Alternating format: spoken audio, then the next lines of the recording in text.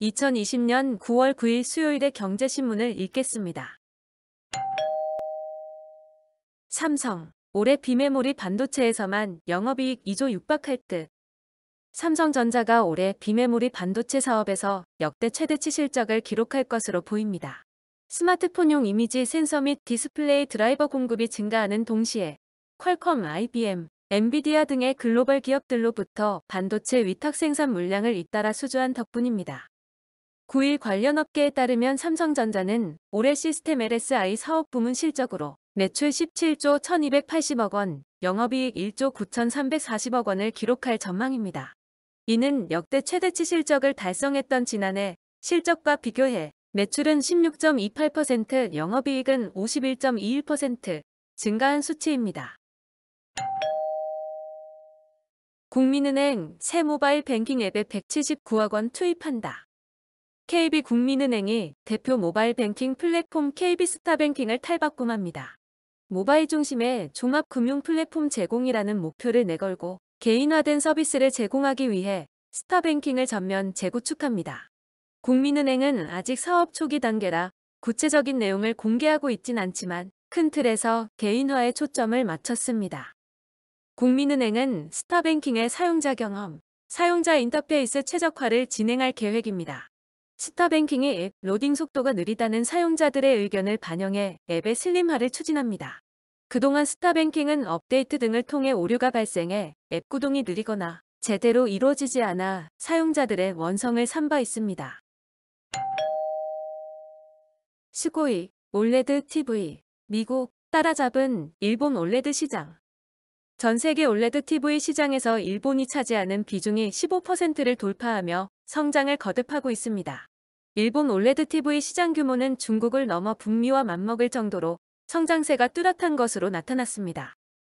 9일 시장 조사업체 옹디아에 따르면 글로벌 올레드 TV 시장에서 일본의 점유율은 올해 1분기 13.4%에서 2분기 15.5%로 상승했습니다. 코로나19 여파로 같은 기간 북미가 16.4%에서 16.1%로 소폭 감소한 것과 비교하면 눈에 띄는 성장세입니다. 400만 원짜리 Z 폴드 톰 브라운 사겠다. 23만 명 몰려. 400만 원에 달하는 삼성전자의 갤럭시 Z 폴드 2 톰 브라운 에디션 추천 판매에 이틀간 23만 명이 몰렸습니다.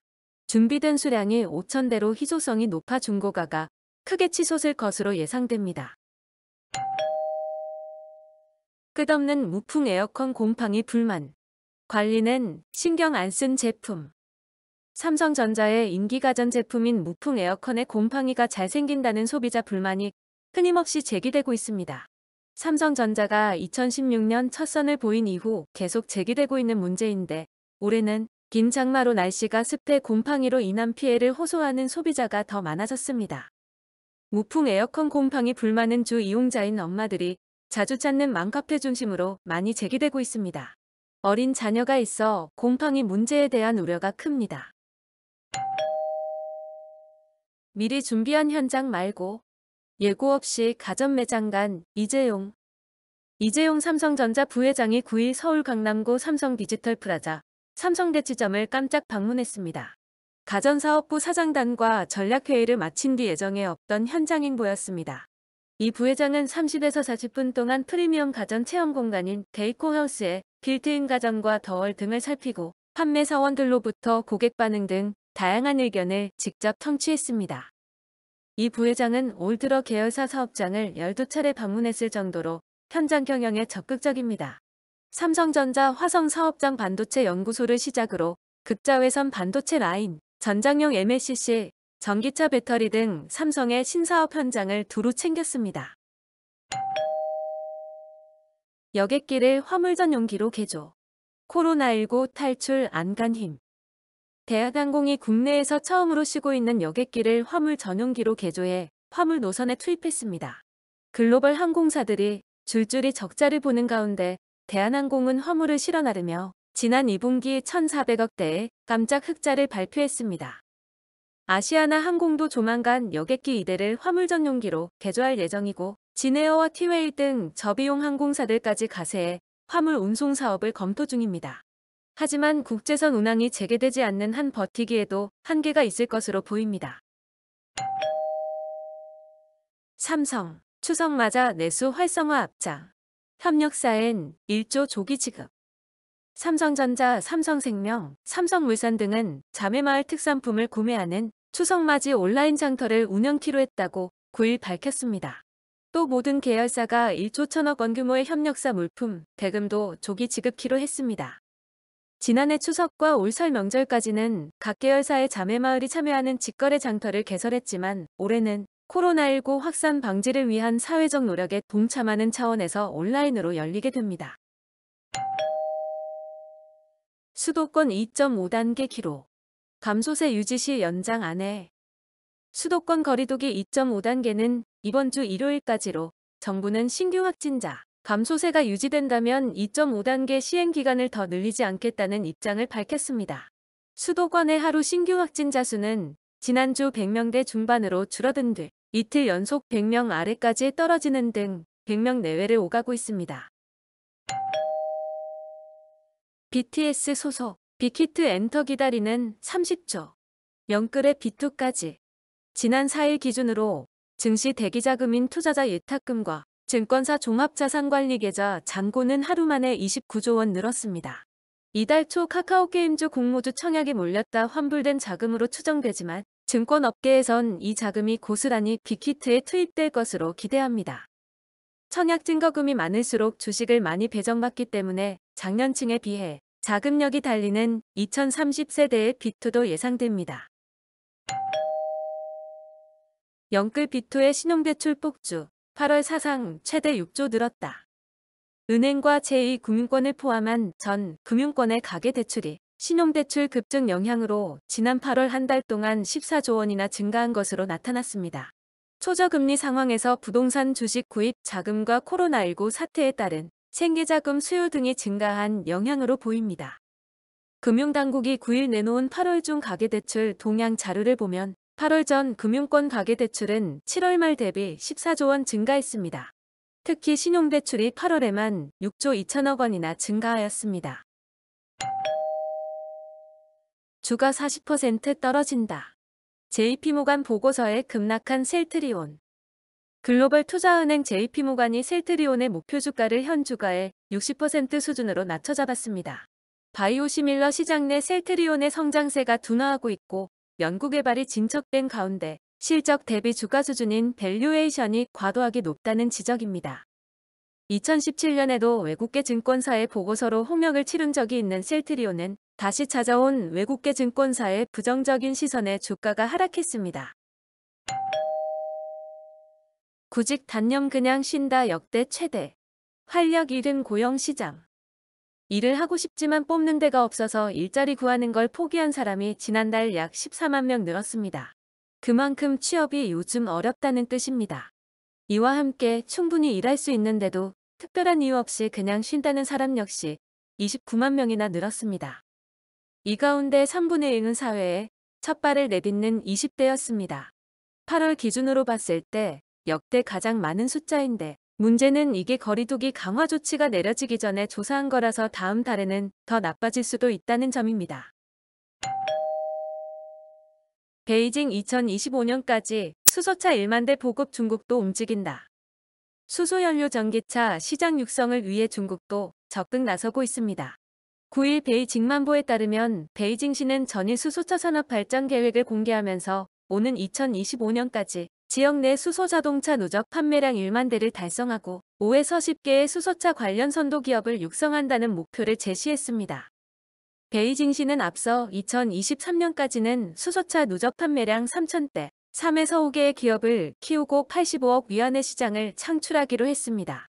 베이징시는 또 남부다신구를 국제수소에너지 시범구역으로 지정하고 관련 기업과 인프라를 집중하기로 했습니다. 전기자동차 업계, LG화학 모시기 경쟁. 프리미엄급 배터리 확보에 총력전. 제2의 테슬라라고 불리는 루시드모터스의 최고급 전기차 모델 루시드 에어의 실제 공개가 임박하면서 배터리 업계에서는 LG화학이 얼마나 수혜를 얻을지 주목하고 있습니다. 완성차 업체 간 프리미엄급 전쟁이 배터리 공급사인 LG화학의 매출과 수익성을 동시에 끌어올릴 수 있을 것으로 기대되고 있습니다. 고래와 개미의 투전판. 닷컴 버블보다 위험한 테크 버블 온다. 20여 년 전 닷컴 버블 붕괴가 재현되는 것일까요? 미국 주요 기술주를 둘러싼 투매 현상이 심상치 않습니다. 미국 6대 초대형 정보통신 기업들의 시가총액이 불과 사흘간 1조 달러, 한화 약 1190조 원이 넘게 증발하는 등 단기 급등에 따른 차익 실현 수준을 넘어서고 있습니다. 기술주 급등은 나스닥의 고래라는 별명을 얻은 소프트뱅크의 콜옵션 매수 베팅과 로빈후드로 불리는 2030 미국 개인 투자자의 과감함이 견인했습니다. 사실상 투전판에 가까울 만큼 거래가 위험하다는 경고는 계속됐지만 주가는 고공행진을 거듭했습니다. 그래서 추후 낙폭은 더 클 수 있다는 분석이 나오고 있습니다. 1조 원 사라진 테슬라. 국내 개미는 괜찮나? 저금리 소풍부해진 유동성으로 동학개미들이 해외로 눈을 돌리면서 지난달까지 국내 투자자의 해외 주식 결제 대금은 1,049억 달러, 우리 돈 124조 원을 기록했습니다. 이미 지난해 전체 거래액의 3배 가까운 규모입니다. 최대 관심 종목은 올 들어서만 5배 오른 미국 전기차 회사 테슬라.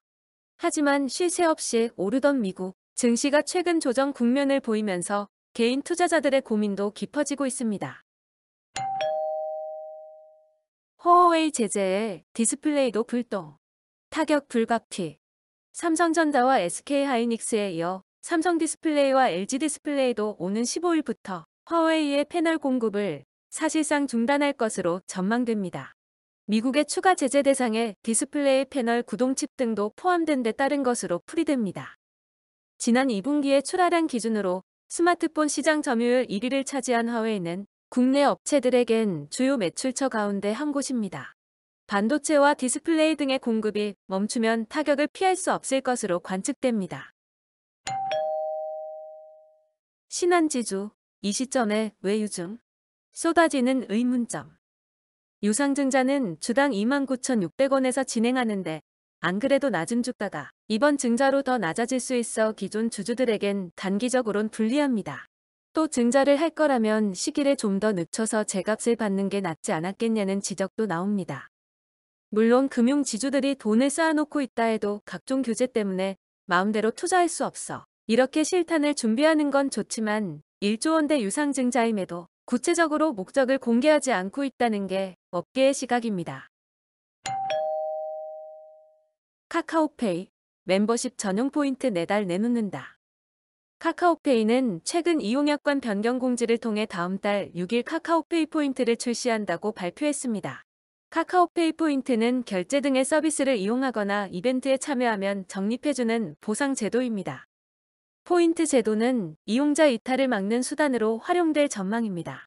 카카오페이는 내년 초 본격적으로 시행되는 마이데이터 사업에 사활을 걸고 있습니다. 오늘의 경제신문 읽기 끝. 구독과 좋아요, 그리고 알림 설정 부탁드립니다.